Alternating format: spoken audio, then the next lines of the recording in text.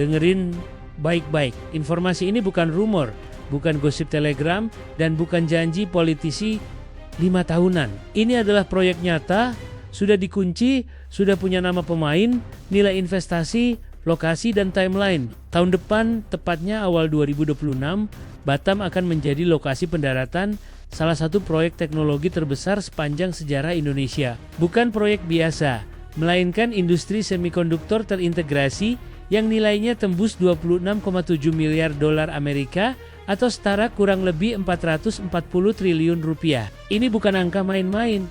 Ini angka yang biasanya hanya muncul di negara pusat teknologi dunia, dan yang datang pun bukan investor ecek-ecek, melainkan konsorsium raksasa dari Amerika Serikat dan Jerman. Masalahnya, proyek sebesar ini bisa menjadi titik balik atau justru kembali menjadi cerita lama Indonesia, di mana investasi besar datang, disambut meriah, lalu dampaknya minim, teknologi tidak benar-benar berpindah, dan masyarakat lokal hanya kebagian remah-remah. Industri semikonduktor bukan industri padat karya biasa. Ini industri kelas atas yang menuntut kecepatan, kepastian, stabilitas, dan kesiapan sumber daya manusia. Jika salah satu saja tidak terpenuhi, investor global tidak akan ragu mengalihkan proyek ke negara lain. Di kawasan Asia Tenggara, pilihan mereka banyak. Johor di Malaysia, Vietnam, bahkan Thailand siap menampung.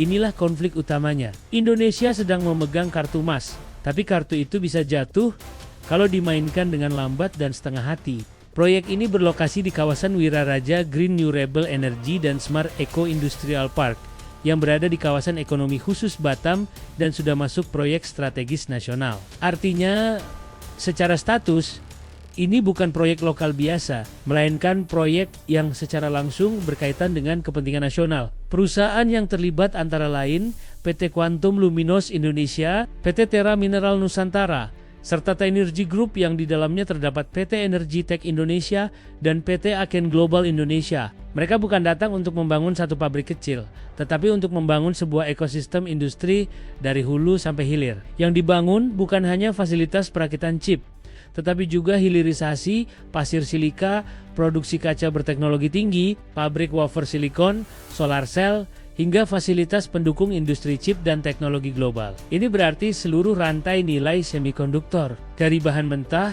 hingga produk bernilai tinggi, dirancang berada dalam satu kawasan. Dari pasir menjadi wafer, dari wafer menjadi chip, dari chip menjadi otak mesin yang menggerakkan teknologi modern. Ini adalah lompatan besar yang selama puluhan tahun gagal dicapai Indonesia. Timeline proyek ini pun bukan wacana. Akar komitmennya sudah muncul sejak KTT G20 di Bali tahun 2022. Diperkuat pada Hannover Messe 2023 saat Indonesia menjadi country partner, lalu dikunci melalui perjanjian konkret pada 12 November tahun 2023 antara Tynergy Group dan pengelola kawasan Wiraraja. Studi kelayakan dan feasibility study sudah selesai. Fokus mereka sekarang bukan lagi perencanaan, melainkan kepastian izin dan kecepatan eksekusi. Satu syarat mutlak agar konstruksi bisa dimulai awal 2026 adalah keluarnya izin dari BP Batam. Disinilah letak titik krusialnya. Pemerintah pusat sudah membuka karpet merah, tetapi keputusan akhir ada di daerah. Jika daerah lambat, proyek ini bisa berhenti di atas kertas. Alasan kenapa konsorsium Amerika dan Jerman tertarik ke Batam tidak bisa dilepaskan dari perubahan besar dalam rantai pasok global. Dunia sedang mengalami pergeseran. Perang dagang Amerika Serikat dan Cina, krisis chip global pada 2020 hingga 2022, serta ketegangan geopolitik di sekitar Taiwan membuat banyak negara teknologi mencari lokasi produksi baru yang lebih aman dan terdiversifikasi. Batam memiliki posisi geografis yang sangat strategis di jalur pelayaran internasional, dekat dengan Singapura sebagai pusat logistik dan keuangan, serta memiliki skema kawasan ekonomi khusus yang memberikan insentif fiskal dan kemudahan regulasi. Ditambah lagi Indonesia memiliki pasar domestik besar dan sumber daya alam yang melimpah. Secara teori, Batam adalah lokasi ideal. Masalahnya tinggal satu, apakah Indonesia bisa bergerak cepat? Pemerintah pusat sebenarnya sudah merespons dengan cukup agresif. PP nomor 28 tahun 2025 telah disahkan yang menyederhanakan perizinan melalui sistem OS berbasis risiko dan prinsip fiktif positif. Namun karena proyek ini berada di Kek Batam, izin final tetap berada di tangan BP Batam, ini berarti efektivitas proyek ini sangat bergantung pada kecepatan, profesionalisme, dan keberanian pengambil keputusan di daerah. Dalam konteks industri semikonduktor global, keterlambatan beberapa bulan saja bisa membuat investor mengubah peta investasinya. Mengapa industri semikonduktor begitu penting sampai disebut sebagai perang industri global? Karena chip adalah otak dari hampir seluruh teknologi modern. Tanpa semikonduktor, tidak ada smartphone, tidak ada komputer, tidak ada data center, tidak ada kecerdasan buatan, tidak ada kendaraan listrik, dan bahkan tidak ada sistem energi terbarukan modern. Secara global, pasar chip terbesar memang masih berasal dari smartphone dan PC dengan porsi sekitar 36%. Namun, sektor otomotif yang saat ini baru sekitar 15% justru mencatat pertumbuhan paling cepat. Kendaraan listrik bukan sekadar mobil tanpa bensin. EV adalah komputer berjalan. Satu EV modern bisa menggunakan lebih dari 3.000 chip untuk mengatur baterai, motor listrik, sistem pengisian daya, efisiensi energi, keselamatan, sensor, kamera, LiDAR, sistem bantuan pengemudi, hingga kecerdasan buatan. Tanpa chip, F hanyalah rangka besi dengan baterai mati. Indonesia sendiri menargetkan produksi 2,5 juta kendaraan listrik per tahun pada ke 2030. Jika satu kendaraan membutuhkan sekitar 3.000 chip, maka kebutuhan chip domestik hanya dari sektor EV bisa mencapai sekitar 10 miliar unit per tahun. Dengan asumsi harga chip murah sekitar Rp4.000 per unit, nilainya sudah mencapai puluhan triliun rupiah setiap tahun. Dan ini baru dari F, belum termasuk elektronik konsumen, energi terbarukan, data center, dan AI yang menarik. Batam tidak diposisikan hanya sebagai basis produksi chip murah. Perusahaan seperti Tinergy Tech Indonesia dan Aken Global Indonesia justru fokus pada produksi wafer silikon, bahan dasar dari seluruh semikonduktor, termasuk chip kelas menengah dan atas yang digunakan pada AI, robotika, alat medis, mobil otonom, dan panel surya. Ini menempatkan Batam bukan sekadar sebagai tukang rakit, tetapi sebagai bagian inti dari rantai nilai global.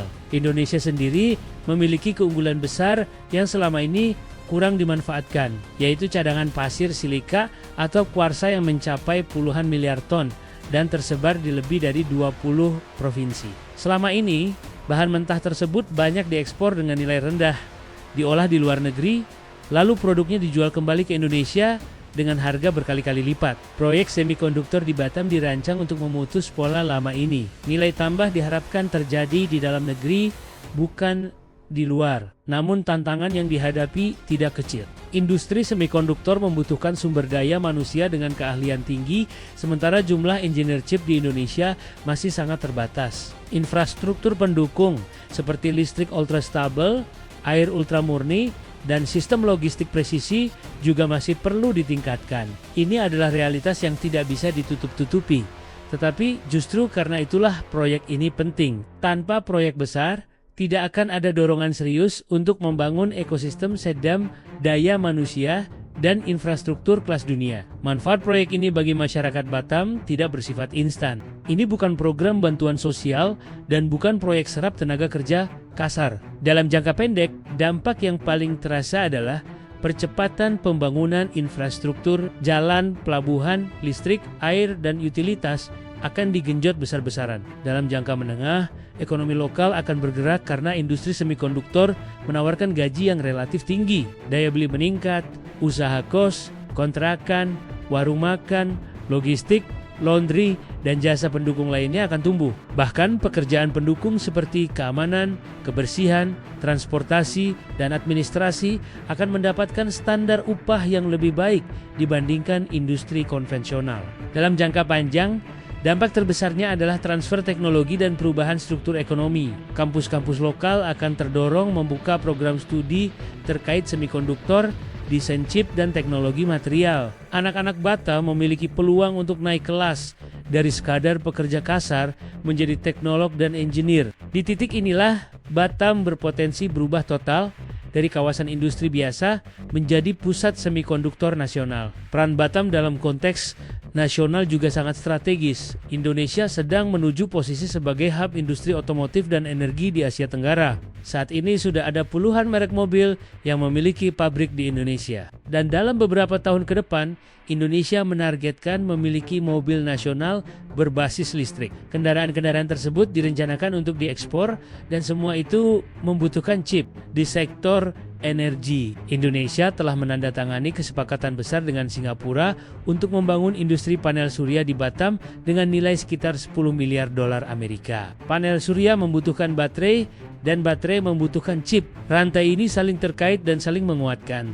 Banyak negara Asia Tenggara mungkin bisa memasang panel surya di atap rumah mereka, tetapi untuk membangun sistem energi berskala nasional dibutuhkan jaringan listrik raksasa industri baterai dan pasokan bahan baku. Indonesia memiliki nikel, memiliki industri baterai, memiliki pasar domestik, dan memiliki potensi semikonduktor. Inilah kombinasi yang tidak dimiliki banyak negara lain di kawasan. Pada akhirnya, proyek ini bukan tentang hari ini atau tahun ini. Ini adalah proyek 2 hingga 3 tahun ke depan, bahkan 10 hingga 20 tahun ke depan. Indonesia sedang menanam pohon industri raksasa, dan Batam adalah akarnya. Jika akar ini kuat, pohonnya akan menopang masa depan teknologi nasional. Jika akarnya rapuh, pohon itu akan tumbang sebelum tumbuh. Keberhasilan proyek ini sangat ditentukan oleh stabilitas daerah, kepastian hukum, dan kecepatan pengambilan keputusan. Investor global sangat sensitif terhadap gangguan dan ketidakpastian. Sedikit saja sinyal negatif, mereka tidak akan ragu mencari lokasi lain. Pilihannya ada 2. Batam bisa menunjukkan diri sebagai kawasan yang aman, stabil, dan siap menjadi tulang punggung industri semikonduktor Indonesia, atau kembali mengulang cerita lama, membiarkan peluang emas ini berpindah ke negara tetangga dan meninggalkan masyarakat lokal dalam kondisi yang sama seperti sebelumnya.